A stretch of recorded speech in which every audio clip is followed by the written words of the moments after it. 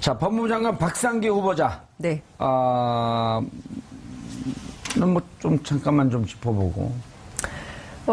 이제 법무부 장관 후보자 안경환 서울대 교수 후임으로 이제 빠르게 인선을 했는데요. 예. 법조 내부에서는 안경환 후보자보다 더 센 분이 온 것 같다. 언론에서 뭐 이런 표현을 해요? 늑대 피하러다 호랑이 만났다. 뭐 여러 가지 표현들이 나오고 있긴 한데요. 모르겠습니다. 이분도 인사검증 과정에서 어떠한 의혹들이 제기될지는 모르겠지만. 이력을 좀 한번 소개해 주시죠. 지금 뭐 쭉 보시는 것처럼 독일에서 법학을 하신 분이시고요. 고시를 안 한 법학자 출신인 것이고, 노무현 정부에서 사계추위 활동, 그리고 현재는 경실련 공동대표를 역할을 이제 맡고 있는데요. 문재인 정부의 특징 중에 하나가 이를테면 혁신적인 개혁이 필요하다라고 하는 데는 주요 시민단체 활동 경력이 있는 분들을 많이 배치했는데, 이번 경우도 마찬가지다, 이런 평가가 나오고 있습니다. 예. 이재화 변호사님, 예. 잘 아시나요, 개인적으로? 뭐 아주 가까운 건 아닌데요. 예. 저는 법무부에 검사 출신이 아닌 사람이 가는 게 원래 정상적인 겁니다. 늘 주장하셨죠. 그동안 예. 비정상적으로 운영됐기 때문에 그런 건데, 그리고 물론 이제 법률을 모르고 법무부 장관이 될 수는 없으니까 예. 형법학자고요. 비교적 안경환 교수하고 동일하게 진보적인 법학자입니다. 예. 근데 이분은 평판이 비교적 온화하고 차분하고 본인이 주장을 하더라도 요란스럽게 주장을 하시는 편이 아니라는 평가예요. 예. 온건파 이런 표현이 그것 때문에 나온 건가요? 그렇죠. 그러니까 인품이 좀 훌륭하다는 거죠. 안경환 교수 같은 경우는 조금 자유주의자적인 약간 로맨티스트 있고, 뭐 그렇죠. 이런, 예. 예, 그렇게 하고 수필도 쓰고 문학도 좋아하고 이런 건데, 네, 이분은 법과 관련된 문제만 주로 이제 글을 쓰시고, 말도 좀 정제된 표현을 쓰고, 글도 정제된 표현을 많이 쓰셨더라고요. 대체적으로 저희들도 세대가 좀 차이 나니까 민변의 선후배들 단톡방에서 의견을 물어보니까 어쨌든 문재인 정부의 검찰 개혁 문제라든지 이런 부분에 비교적 코드들은 다 맞고 좀 일관되게 삶을 살아오신 분이라는 평가가 지배적이에요. 그래서 대체로 좀 법무부 장관은 좀 무난하겠다. 네. 그리고 이분이 통합진보당 해산에 대해서도 또 비판한 글이 화제예요. 아니 뭐 건전한 상식을 가진 교수라면 당연히 비판해야죠. 예. 죄송합니다. 제가 차재현 교수한테 물으려고 그러는 것은 통합진보당 해산 소송 대리인이었기 때문에 이재화 변호사께서 얘기하는 건 적절치 않은 것 같고. 아니 뭐 저는 이재화 변호사님 말씀을 저는 뭐 그대로 100% 공감을 합니다. 예.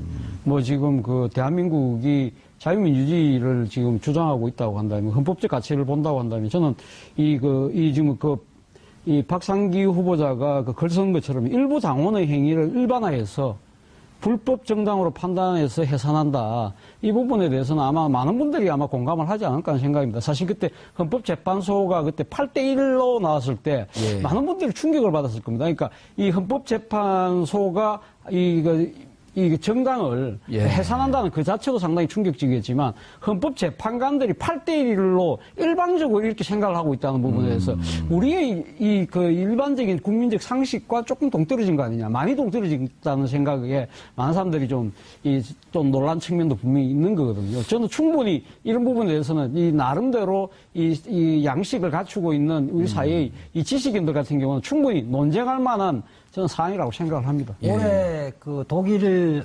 연방헌법재판소에서 판결이 나왔는데, 그러니까 나치당의 후신, 사회주의 제국당, 나치당의 후신에 대해서 사실 몇 년 동안 끌다가 무슨 당이라고, 후신이? 사회주의 제국당이죠. 예. 네. 후신 몇 년 동안 끌다가 저는 일치 판결로 기각했습니다. 예. 그거는 독일에서는 원래 공산당을 해산하는 판결이 50년대 있었잖아요. 예. 독일에서. 그것을 모델로 해서 이번에 통합진보당을 해산시켰단 말이에요.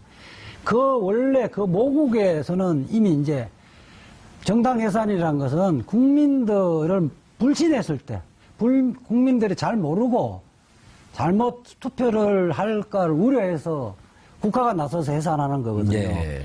이제는 그 판결문 보면 국민들이 유권자라서 이제 다 판단하고 있다. 예. 그렇기 때문에 국가가 나서서 굳이 해산시킬 필요 없다는 겁니다. 이미 유권자 그 정도 수준이 되어 있고 그렇죠. 유권자가 외면하면 그 정당은 소멸될 것이다. 그렇죠. 그게 민주주의 작동 원리 아니겠습니까? 예. 그러니까 자유한국당도 인기가 높았지만 대선 이후에 행보가 계속 이상해지면서 지지율이 계속 내려가고 있는 것처럼 똑같은 거죠. 국민의 선택을 받는 거니까요, 정당은. 박상기 후보는 뭐 특별한 문제는 없나요? 오히려 지금까지는 아직 인사청문회 시작도 안 했고 언제 아마 하나요? 다음 주인 걸로 알고 있어요. 예. 30일 제가 적어왔는데 30일 정도로 알고 있습니다. 그래서 아마도 인사청문회 일정이 정해지면 예. 그다음 그 가운데에서 뭐 이러저러한 내용들이 나올 것 같은데요. 아직까지 기자들의 정보 보고 창에는 박상기 후보자에 대한 내용은 지금은 아직은 안 들어오고 있는 것 박상기 같습니다. 후보자가 사립대학교 뭐 재단 이사장을 아마 맡으셨던 모양이더라고요. 예. 그 부분에 있어서 아마 그때 이 학내에 여러 가지 좀 아마 분교가 있을 때 예. 그때 아마 좀 구설수를 탔던 모양입니다. 그 부분에 대해서 아마 야당이 공세에 초점을 맞추지 않을까 생각입니다. 참, 그 야당도 이제 곤란하겠어요. 왜냐면 그때 이제 어떻게 됐는지 사정은 잘 모르겠지만, 박상기 후보자가 만약 그때 사립학교 이사장이었다고 한다면, 어쨌든 그분들이 주장했던 사학법. 사학법. 예, 예. 그리고 사학법의 재단 이사 측의 입장. 그렇죠. 그거를 예. 그 지지할 분들인데, 예. 그럼 같은 쪽에 서 있었던 거거든요. 어찌 그렇죠. 보면. 예. 근데 왜 같은 쪽에 서 있었습니까? 그리고 비판을 해야 되는 거거든요. 그래서 어떻게 공세를 할지 한번 저도 예. 지켜볼 생각입니다. 통합진보당 해산에 대해서는 그분들은 찬성이기 때문에 이 부분에 대해서는 비판할 수 있을 텐데 뭐 이거는 별로 큰 화력이 집중될 것 그런데 같지 않고. 이 통합진보당 문제를 아마 이렇게 쟁점화시키면 또 시대착오적이라는 이야기를 듣지 않겠습니까? 예. 색깔론 예, 시기에 신시색깔론 또 빠질 문제. 수밖에 없죠. 근데 예. 이제 분명히 이것은 문제 제기를 할 거예요. 자유한국당. 겁니다. 예, 반드시 무슨 이걸로. 근거로 안보관이 어떠냐. 그렇죠. 예. 색깔 시비 반드시 할 겁니다. 또 여론의 질타를 받을 그건 텐데. 국민들의 지지를 받지 못할 겁니다. 예. 알겠습니다. 박상기 후보는 아직까지 그 청문회 일정은 안 잡혔고요.